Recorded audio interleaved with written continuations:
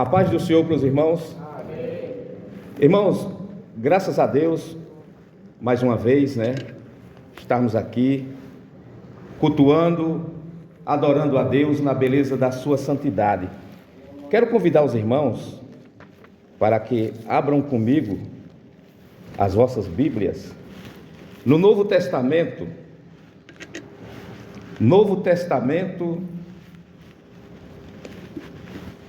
na primeira carta do apóstolo Paulo aos Coríntios.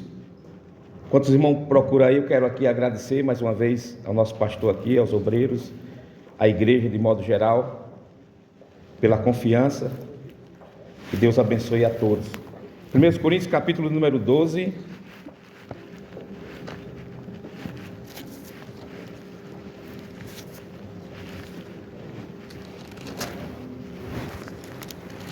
Irmãos, os que não vieram na terça-feira, nós iniciamos aqui um estudo e o pastor facultou novamente a oportunidade hoje, na quinta-feira, para darmos continuidade sobre o Espírito Santo, abordando sobre os dons espirituais. Terça-feira, nós fizemos a leitura lá em Tiago, capítulo 1, versículo 17, e ainda em Efésios, capítulo 4, versículo 8. E hoje queremos ler aqui, em 1 Coríntios, no capítulo 12, versículos de número 7 até o 11. Diz assim: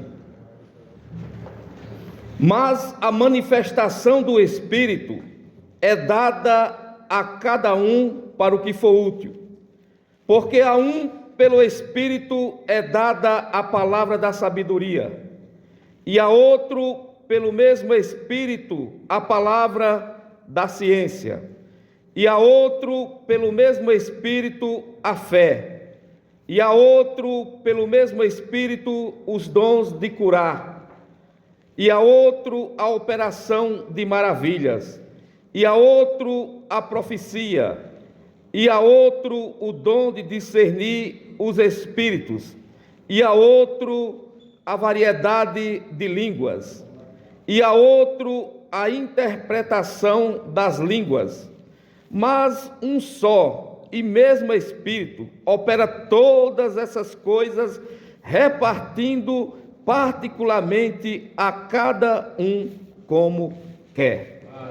Meus queridos irmãos, só dando aqui uma recapitulada rápida, nós fizemos aqui uma introdução na terça-feira passada, mostrando que os dons espirituais, eles estão classificados, ou melhor, os dons no geral, aqui a gente generaliza agora, estão classificados em dons naturais.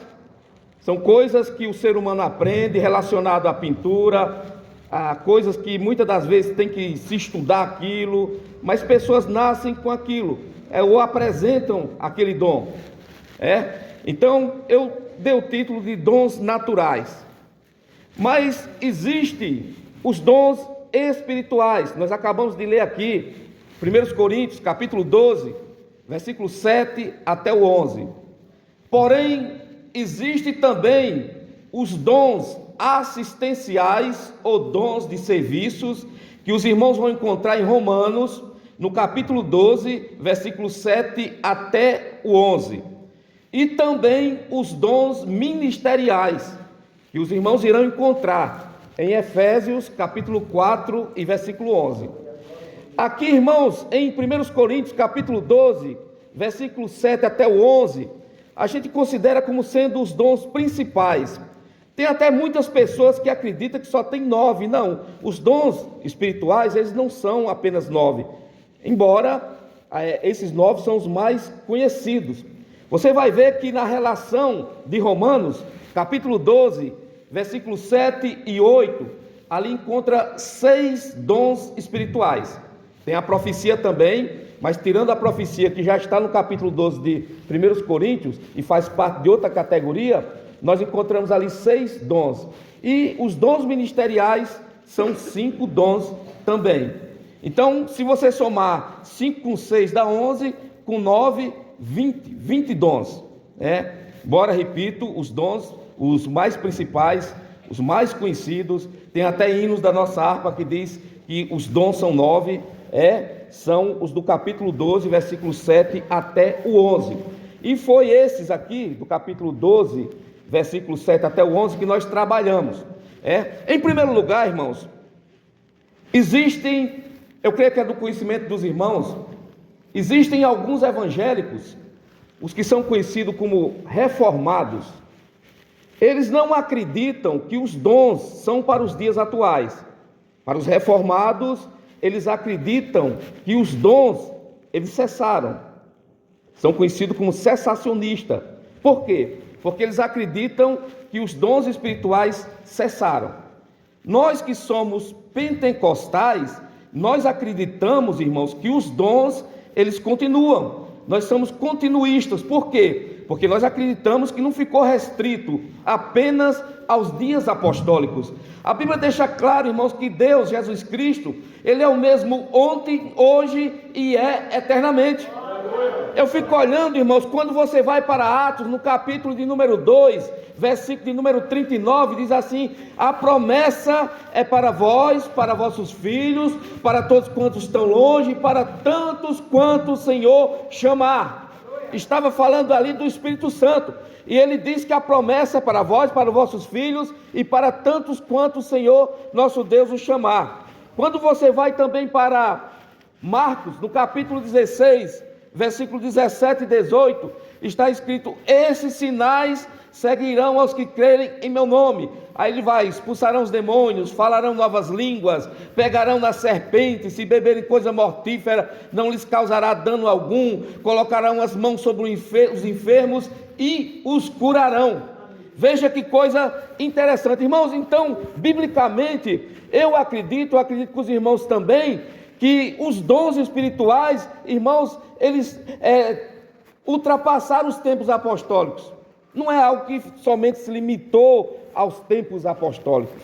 E como nós estamos concentrando aqui no capítulo 12 de 1 Coríntios, os 9 dons aqui, a gente colocou também aqui, irmãos, são 9 dons. E esses dons também, eles estão distribuídos em 3 categorias, que são, primeiramente, os dons de revelação ou os dons que revelam saber. Esses são palavra da sabedoria, palavra da ciência e o discernimento de espírito. Os dons de poder é a segunda categoria. Esses são a fé, a cura e também a operação de maravilhas. E os dons de elocução, que é a terceira categoria, que é línguas, que é também a interpretação das línguas e a profecia. Essa categoria, da forma como eu falei aqui, você não vai encontrar na Bíblia, até porque o apóstolo Paulo, ele não se preocupa com isso. É uma forma didática para a gente compreender melhor o assunto. E, irmãos, nós falamos aqui na terça-feira passada sobre os dons de revelação. Nós abordamos aí sobre a palavra da sabedoria, a palavra da ciência e o discernimento de espírito. Quem tem a Bíblia pentecostal, existe esse estudo na Bíblia pentecostal. Se você não estava aqui na terça, tem na Bíblia de estudo pentecostal, que é a Bíblia assembleana, que nós usamos muito, é oficial. O que é que acontece, irmãos? Hoje vamos trabalhar aqui, vamos falar sobre os dons de poder, que é a segunda categoria. Quais são os dons de poder? Como eu já falei, vou repetir. São, primeiramente, a fé. Segundo, curas, dons de cura. E terceiro, operação de maravilha. Meus queridos irmãos, a fé, que é o primeiro aqui, é algo interessante. A Bíblia diz lá em Hebreus, capítulo 11, versículo 1. O interessante é que não precisamos nem de ir ao dicionário para saber. Capítulo 11 e o versículo 1 de Hebreus diz: ora, a fé é o firme fundamento das coisas que se esperam e a prova das coisas que não se veem. É um firme fundamento. Às vezes a gente conversa com algumas pessoas que elas dizem assim: não, eu só acredito no céu se alguém de lá vir e disser que tem um céu. Eu só acredito no inferno se alguém disser, alguém que morreu disser. Irmãos, nós não precisamos ver o inferno para saber que o inferno existe. Também não precisamos ver o céu para saber que o céu existe. Também não precisamos ver Deus para saber que Deus existe. Nem ver o Espírito Santo para saber que Ele existe. Nem ver os anjos para saber que Ele existe. Mas nós sabemos que Deus existe e nós sentimos Ele. Louvado seja Deus no nosso meio. E nessa reunião Ele se faz presente. Louvado seja Deus. Aleluia! Sentimos Ele, irmãos, é a experiência que temos com Ele, não precisamos vê-lo, né? Não precisamos vê-lo. Uma vez alguém, em um determinado navio, o capitão daquele navio, sabendo que tinha ali um crente, e ele ateu, começou, como diz aí fora, a tirar onda, né? Dizer assim, vocês dizem que vê Deus e tal, e eu olho para cima, eu não vejo Deus de jeito nenhum. Aí o homem pediu orientação a Deus, ele falou, não, mas na Bíblia está escrito, só verá a Deus os limpos de coração. Você não tem coração limpo, não vai ver, só verá a Deus os de limpo coração. Então, irmãos, a fé aqui, é o primeiro aqui, dessa relação aqui, dos dons de poder, e só que tem uma coisa, quando a gente vai para a Bíblia, a fé, ela é bastante multifacetada, né? Tem diversos ângulos, nós vamos ver aqui. Agora, irmãos, uma coisa interessante, quando você vai lá para o Antigo Testamento, você só encontra a palavra fé uma única vez. Você não encontra repetidas vezes como encontra no Novo Testamento. Você só encontra uma vez. Abacuque, capítulo 2 e versículo 4. Você encontra apenas uma vez. Só que eu quero dizer uma coisa para os irmãos. Não estou dizendo aqui que você não encontra fé lá no Antigo Testamento. Eu estou dizendo que a palavra fé, ela só tem uma vez. Aí Deus usa o escritor anônimo da carta aos Hebreus, que nós não sabemos quem é. Por muito tempo, a igreja primitiva, a igreja pós-apostólica, na verdade, acreditou que foi Paulo que escreveu essa carta. Porém, irmãos, essa carta ela não tem o estilo de Paulo. E todas as 13 cartas de Paulo, do Novo Testamento, ele coloca seu nome. Nós não sabemos quem escreveu essa carta. Ela foi escrita por volta do ano 67 a 69. Mas nós sabemos que quem escreveu conhecia do Antigo Testamento. Apesar, irmãos, de não ter muitas vezes, só tem uma palavra fé no Antigo Testamento. Quando você vai lá para o livro de Hebreus, no capítulo 11, que é o capítulo dos heróis da fé, considerada a galeria dos heróis da fé, aí você já vê o seguinte, aí você encontra repetidamente a palavra fé. Veja bem, no versículo de número 3, diz o seguinte, pela fé entendemos que os mundos pela palavra de Deus foram criados. Versículo 4, pela fé Abel ofereceu a Deus maior sacrifício. Aí no versículo 5, pela fé Enoque foi transladado, e vai falando de diversos heróis lá da antiguidade, versículo de número 7, pela fé Noé divinamente inspirado, versículo de número 11, pela fé também a mesma Sara, e vai falando e repetindo e dizendo, porque irmão, pode não encontrar a palavra fé lá, mas a fé você encontra, louvado seja Deus, e você encontra muitos atos de fé lá no Antigo Testamento. Agora uma coisa interessante, irmão, só para fechar aqui, quando você lê o 11, quando você lê o 12, já deu para ver que tem muitos heróis aqui citados aqui no capítulo 11. Quando você lê o capítulo número 12 e o versículo 1, ele diz assim, portanto nós, também pois que estamos rodeados de uma tão grande nuvem de testemunhas, deixamos todo embaraço e o pecado que tão de perto nos rodeia, e corramos com paciência a carreira que nos está proposta. Eu já vi algumas pessoas dizer que isso aqui, testemunha aqui, são as pessoas que estão nos olhando. Estão nos olhando, vendo o que é que a gente faz, e a gente não pode fazer coisa errada.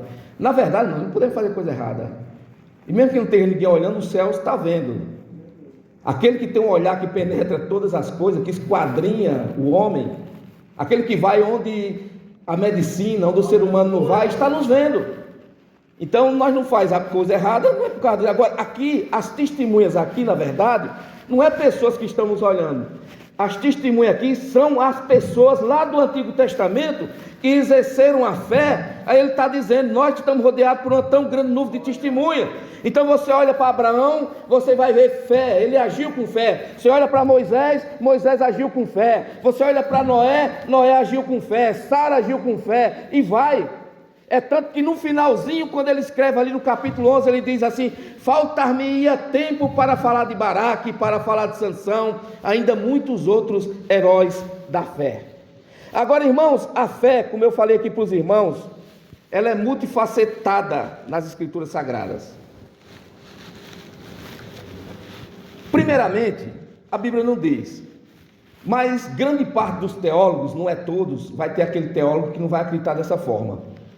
Diz que existe a fé natural. Alguns dizem, não, fé natural não existe. Mas existe a fé natural, irmãos. Porque, por exemplo, você vai no médico, você nem sempre vai exigir ver o diploma dele para saber se ele é médico. Se abastece em um determinado lugar, nem sempre vai poder estar conferindo se aquela gasolina é adulterada ou não. Sai para ir para um determinado lugar, você acredita que você vai chegar lá. Então existe a fé natural.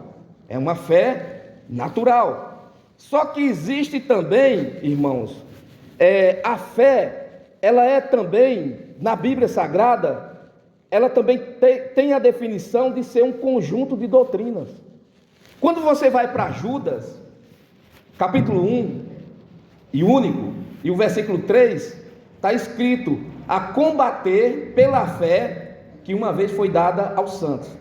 Quando você analisa o conteúdo dessa carta, você percebe que Judas estava combatendo as heresias. Aí ele fala: a batalhar pela fé que uma vez foi dada aos santos. É tanto que o artigo de fé, nós chamamos de artigo de fé e chamamos também de declaração de fé. O artigo de fé, ele é resumido. A declaração de fé, ele, de uma forma mais abrangente. Nós, das Assembleias de Deus, temos o artigo de fé, da Bíblia, tirado, é claro, da Bíblia.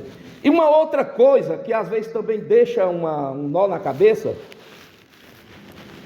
é que quando você vai lá em Gálatas, no capítulo 5 e no versículo 22, entre as virtudes do fruto, porque o fruto do Espírito Santo é um só, agora as virtudes são 9.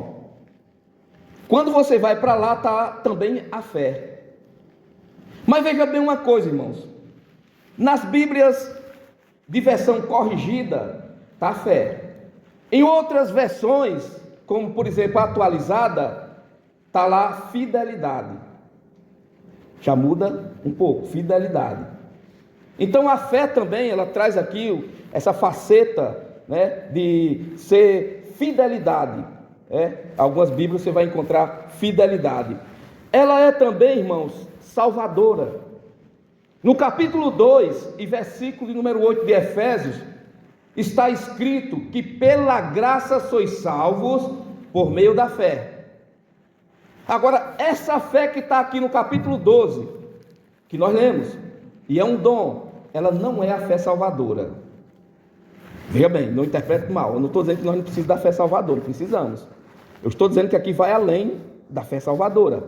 É uma fé, é um dom que é dado, que o crente recebe, além do dom da salvação. Ele recebe como um dom. Isso aqui é algo para um momento muito complicado, muito difícil, um momento onde você olha para um lado, olha para o outro, e de repente você não vê esperança, você não vê saída. Aí usa-se esse dom, usa-se essa fé. E só para completar mais aqui ainda, eu dei o título de fé cega. É aquela fé das pessoas que fazem o que está lá no Salmo 115, o que está lá em Jeremias capítulo número 10, o que está lá em Romanos 1. Elas colocam, elas depositam toda a sua fé em um ídolo, em algo que eles chamam de santo. Isso daí é um tipo de fé cega. Mas eu digo para os irmãos que existe, irmãos. Eu sou do Ceará, eu sempre passava lá por Juazeiro, descia lá no aeroporto, eu falei para o meu primo: vamos lá, eu quero conhecer. Porque Juazeiro é uma cidade linda, irmãos. É uma cidade, tem um bocado de coisa interessante lá, muita coisa interessante, natural. Só que tem também uma idolatria muito grande, muito grande.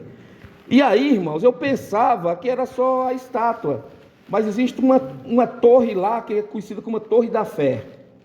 Existe tanta coisa. A minha cidade, Lavras da Mangabeira, devido ter tanto romeiro do Padre Cícero, também tem uma estátua do Padre Cícero, mas uma estátua não grande que nem aquela de lá. Aquela lá tem uma mais ou menos um pouco maior do que um homem, né? Uma altura assim.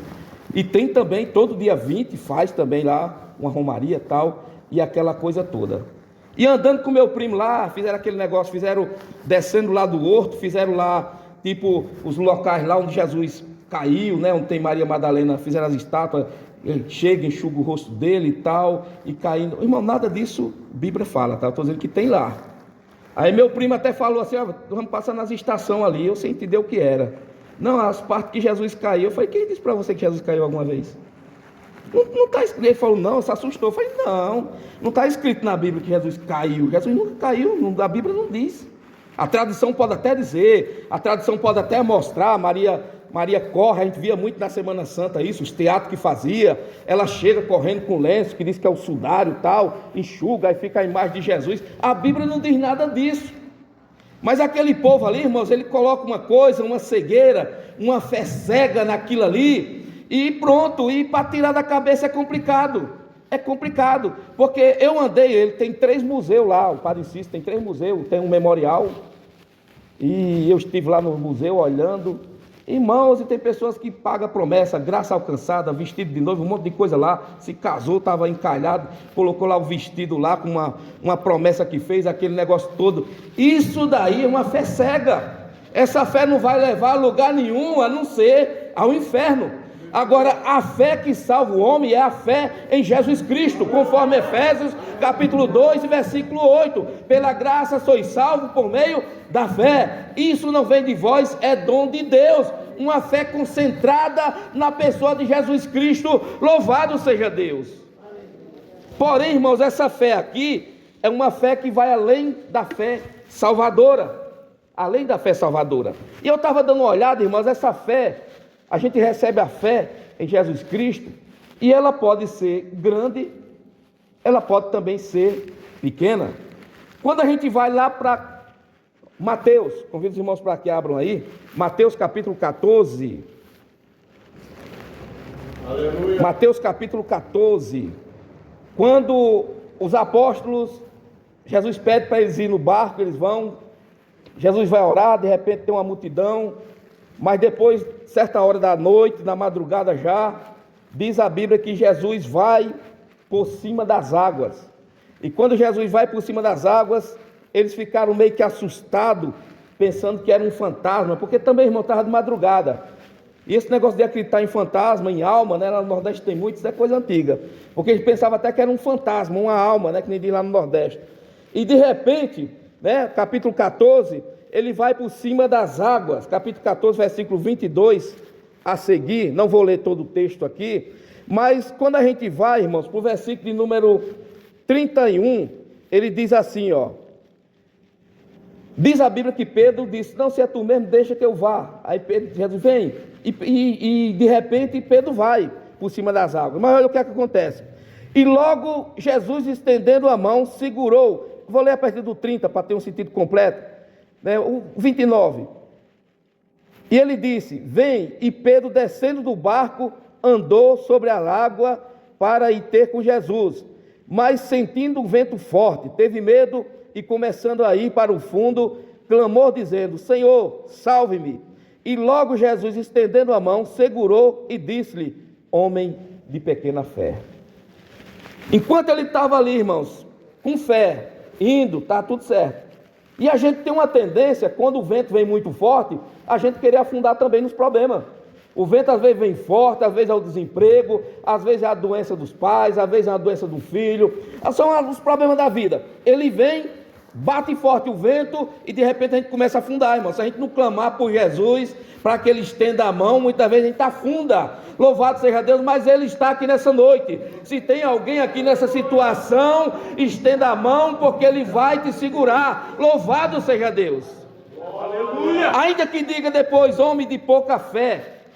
Mas, irmãos, encontramos um homem também aqui, No capítulo 8 de Mateus, também, no versículo 10 até o 13, não vou ler, porque o tempo está passando, mas diz a Bíblia que o homem era um centurião e estava com um criado que estava doente, e ele foi atrás de Jesus, para que Jesus o curasse, e Jesus falou, não, eu vou e vou dar saúde para ele. Aí o que foi que o homem falou, não sou digno que entre debaixo do meu teto, eu sou homem que tenho pessoas às minhas ordens, eu digo um vai, ele vai, eu digo outro vem, ele vem, mas não sou digno que chegue, diga só uma palavra. E Jesus disse a palavra e o homem sarou, e Jesus vai e elogia, eu nunca vi tanta fé em Israel, como a fé desse homem. Então, irmãos, a fé, ela também tem esses acontecimentos, só que a fé que está falando aqui, irmãos, é uma fé, louvado seja Deus, que remove montanhas. É uma fé, louvado seja Deus, que faz, irmãos, o sobrenatural acontecer. Lá em Mateus, no capítulo 17, versículo 14 até o 20, diz a Bíblia que o homem trouxe, eu vou até abrir aqui, Mateus capítulo 17,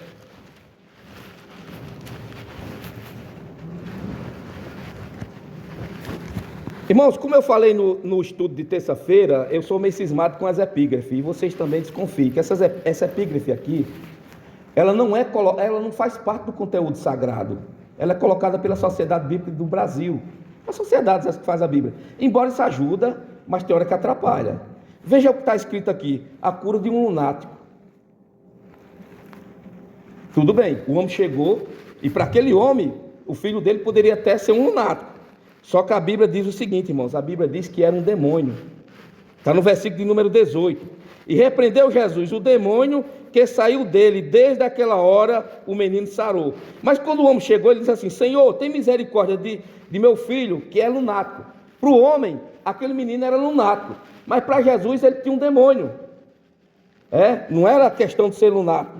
Agora os discípulos, ele já tinha levado para os discípulos, no versículo 16, ele diz, e os discípulos não conseguiram expulsar. Agora veja que coisa interessante, irmãos, o que diz aqui,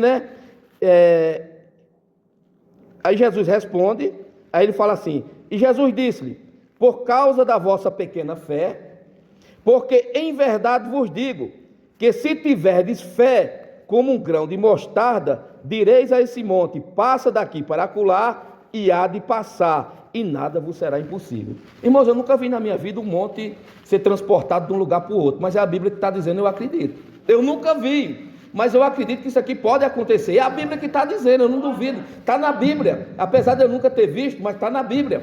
E veja que ele diz bem o seguinte, ele fala assim, porque em verdade vos digo que se tiverdes fé como um grão de mostarda, tem muita gente que diz assim, se tiverdes fé do tamanho de um grão de mostarda, não é o que a Bíblia está dizendo.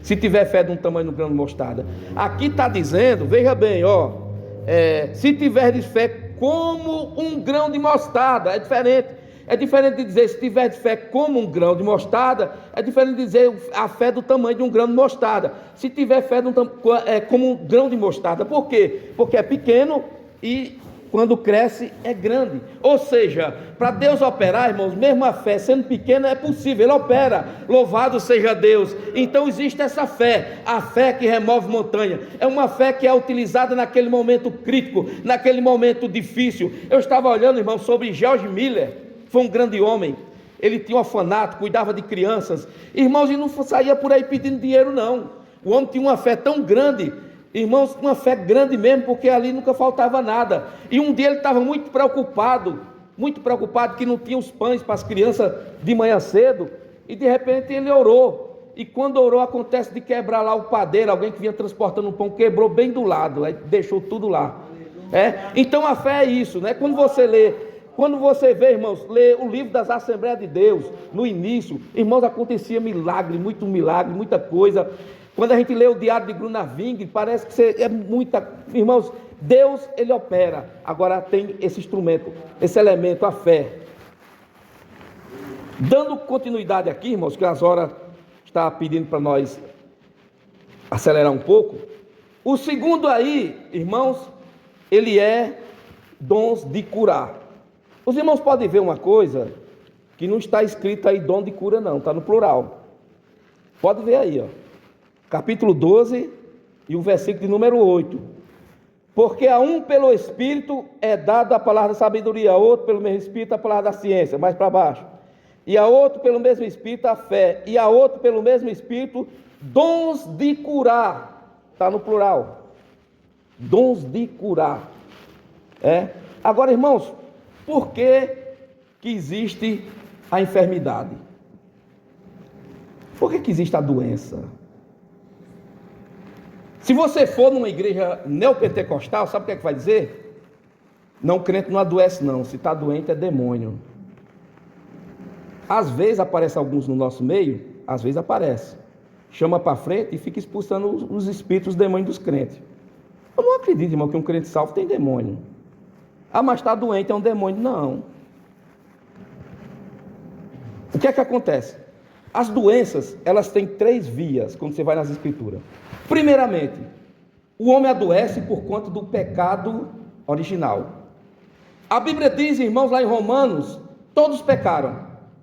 Se você for lá para Salmos 51, e versículo 5, se não me falha a memória, em pecado fui gerado, em iniquidade me concebeu minha mãe. Se você for para Romanos capítulo 5, versículo 12, todos caíram em Adão. Adão caiu, todos caíram em Adão. Então depois da queda vem o quê? A morte, vem a doença, vem a angústia, vem a solidão, vem um monte de coisa que não presta. Depois da queda. Então qualquer um está sujeito a adoecer. Agora, eu tenho que dizer também, não posso deixar de dizer isso, que Deus também pode provar o crente, como provou a Jó. Jó pegou uma doença, irmãos, que até hoje as pessoas tentam dizer que tipo de doença era aquela, de úlcera misturada com elefantias, com tanta coisa ali. Que doença era aquela? O homem pegava um caco de telha para se coçar, mas aquilo ali era uma aprovação de Deus. Jó não fez nada. Jó não fez nada. Era uma aprovação de Deus. Agora, tenho que dizer para os irmãos que os demônios também colocam enfermidade. Nem toda enfermidade é demônio, mas os demônios também colocam enfermidade. Abra aí, Lucas 13, Lucas capítulo 13, Lucas 13,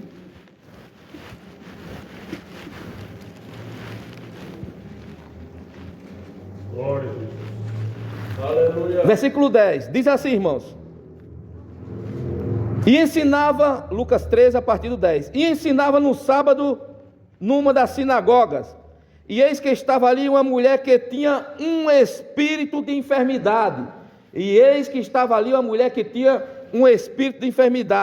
havia já 18 anos, e andava curvada, e não podia de modo nenhum se endireitar. Aqui era um espírito de enfermidade que tinha essa mulher, e não só ela era doente, mas era prisioneira dele. Veja o que é que diz a Bíblia aqui. Depois que Jesus cura, é um sábado, os fariseus não gostaram. Aí Jesus diz no versículo 16: não convinha saltar desta prisão no dia de sábado esta filha de Abraão, a qual há 18 anos Satanás mantinha presa.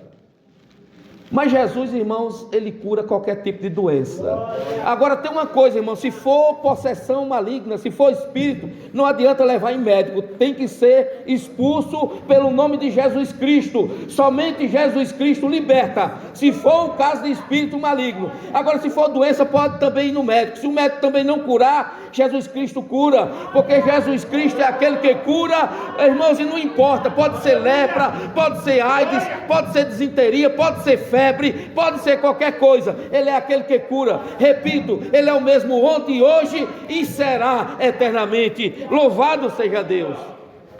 Então existe isso, irmãos, existe isso. Agora, uma coisa que a gente vê muito aí nessas igrejas neopentecostais é dizer assim: não, o crente ele não adoece. Adoece? Uma vez um irmão, eu era novo convertido, eu ainda sou novo convertido, mas era mais novo convertido ainda do que o que eu sou hoje. E o irmão leu um livro aí, desses,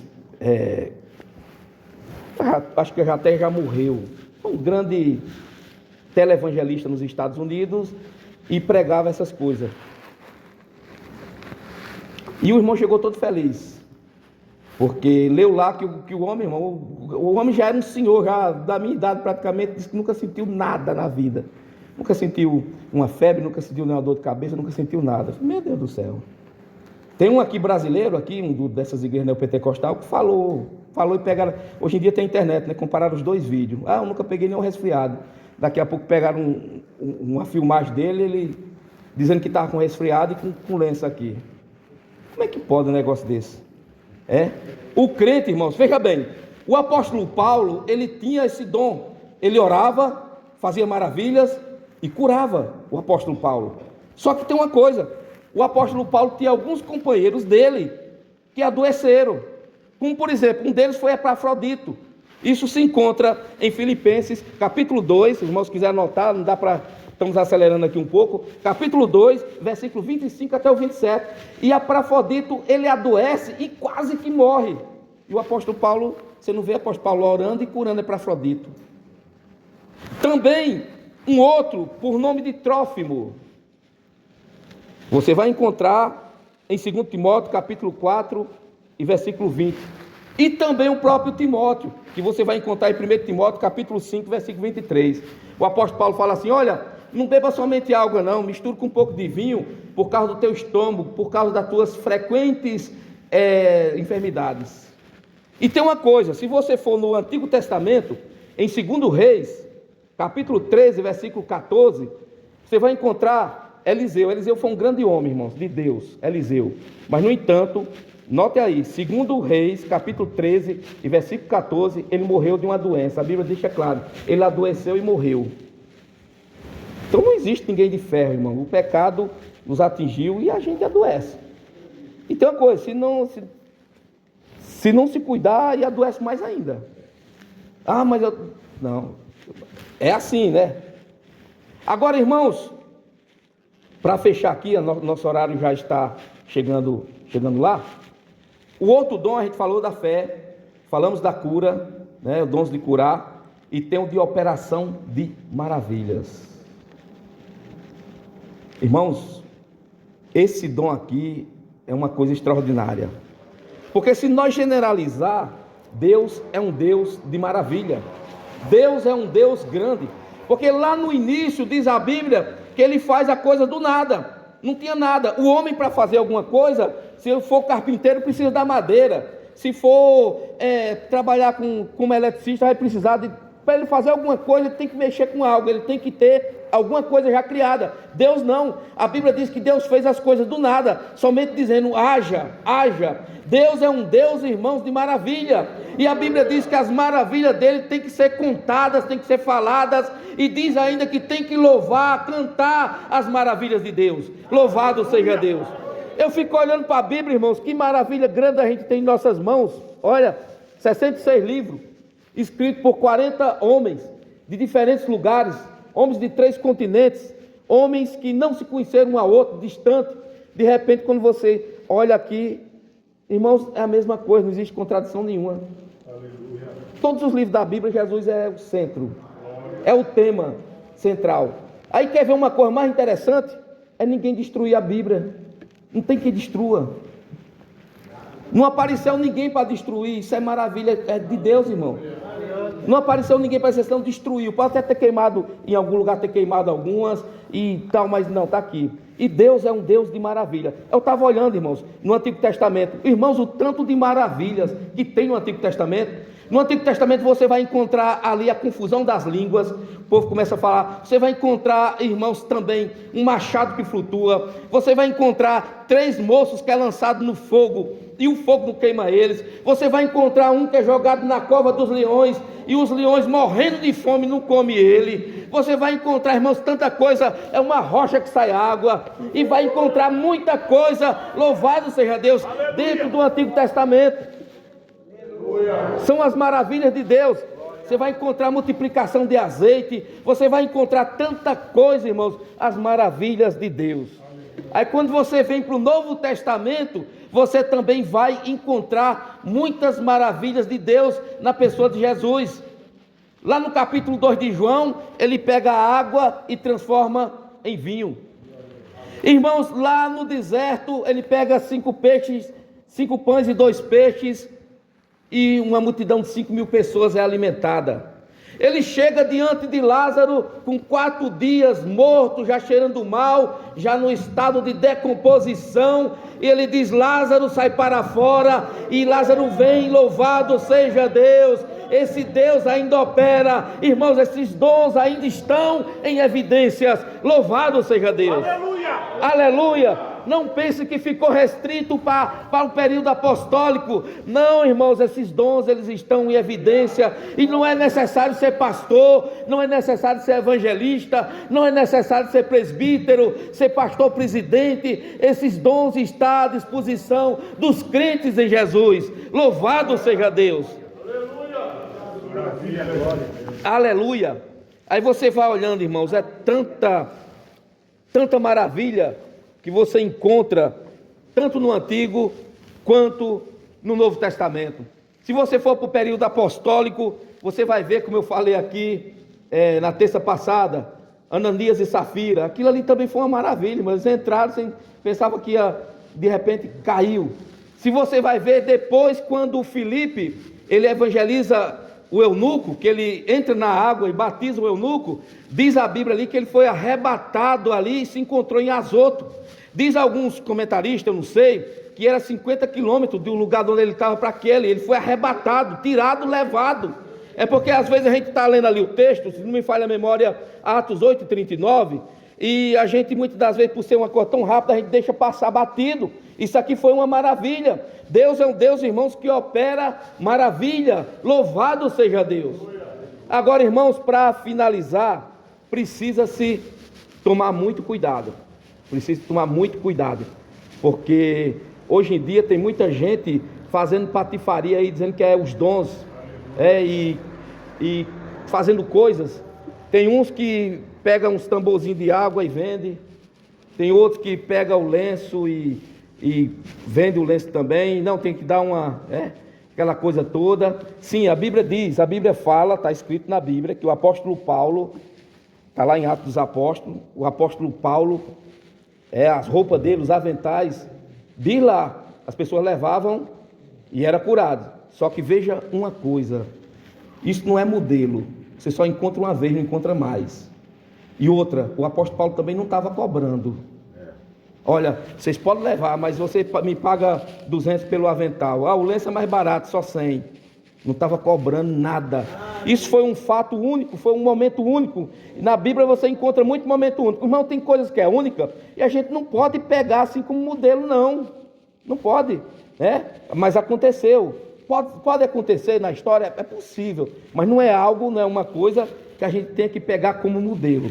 Uma outra coisa, irmãos, interessante, já estou finalizando aqui, quando você vai para Isaías, no capítulo 8, só para refutar aqui um pouco, Isaías, capítulo 53, Isaías 53, diz assim, o versículo de número 4: verdadeiramente, Ele tomou sobre si as nossas enfermidades, e as nossas dores levou sobre si, e nós o reputamos por aflito e ferido de Deus, oprimido. Eu já vi muitos neopentecostais citar isso aqui, tá vendo? Levou sobre si as nossas enfermidades. Então você só fica doente se quiser. Está aplicando o versículo errado. Não está dizendo que todo mundo vai ser curado. Até porque quando você vai lá para o Novo Testamento, tem momento que Jesus não curou ali. Não é porque ele não podia curar, mas diz a Bíblia por conta da incredulidade do povo. Teve esse momento, quando da incredulidade do povo. Aqui, irmão, verdadeiramente Ele tomou sobre si as nossas enfermidades, as nossas dores levou sobre si. Isso daqui, quando você abrir Mateus 8:17, Mateus capítulo 8, versículo 17, veja o que é que diz, Vou ler do 14. E Jesus, entrando na casa de Pedro, viu a sogra desse jazendo com febre, e tocou-lhe na mão, e a febre a deixou, e levantou e o serviu. E chegando à tarde, trouxeram-lhe muitos endemoniados, e ele com a sua palavra expulsou deles os espíritos, e curou todos os que estavam enfermos. Curou todos os que estavam enfermos. Aí veja bem o 17. Para que se cumprisse o que fora dito pelo profeta Isaías, que diz: Ele tomou sobre si as nossas enfermidades e as nossas dores levou sobre si. Os irmãos, vê que a gente encontra a resposta na própria Bíblia. Mas infelizmente os malandros pegam isso daqui para explorar o povo. É isso, irmãos. Estou parando aqui. Graças a Deus por essa oportunidade. Quero aqui agradecer. Hoje a gente viu sobre os dons de poder, fé, os dons de cura e os dons de operação de maravilhas. Que Deus abençoe a todos.